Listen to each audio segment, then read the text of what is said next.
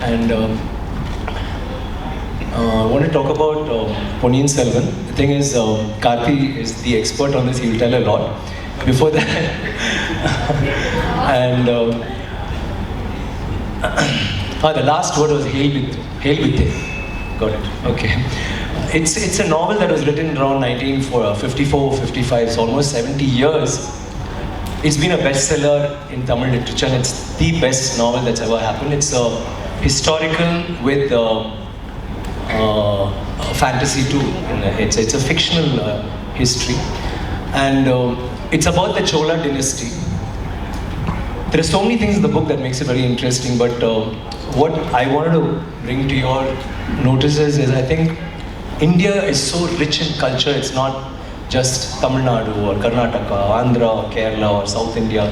All over India, a very, let me say, a very loose comparison would be this story happens around the 9th century or like from the 9th to 10th century. And during that period, Rajaraja Chola, which is played by him, when he was a king, he built about 3,000 temples. He built a lot of temples. He built about 5,000 dams. They had politics. He had politics. There was voting to select village heads.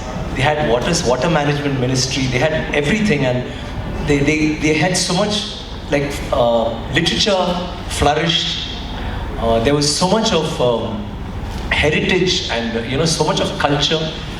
This, when you compare to the rest of the world at that time, is very strange because America got there. They were discovered 500 years later when it was still a country which was just filled with native Indians.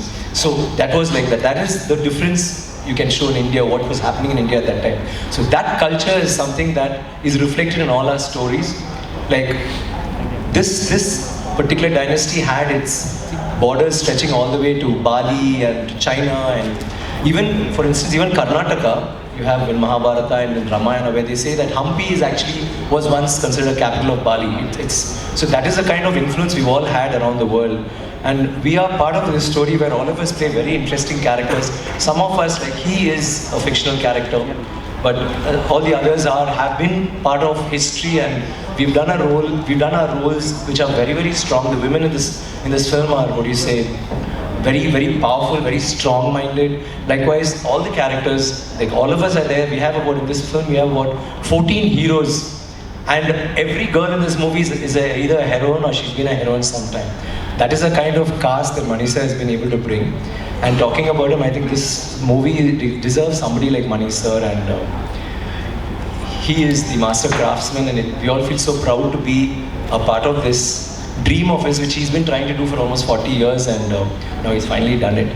And I had this great pleasure of working with such wonderful artists, and we've learned a lot from each other. We share a lot of stories, which in Tamil, as you know, we don't have many multi-starers, so it was the first time for all of us, and we really enjoyed working in this film, and we all feel proud to be a part of it. And I feel super proud, and thank you for being here today.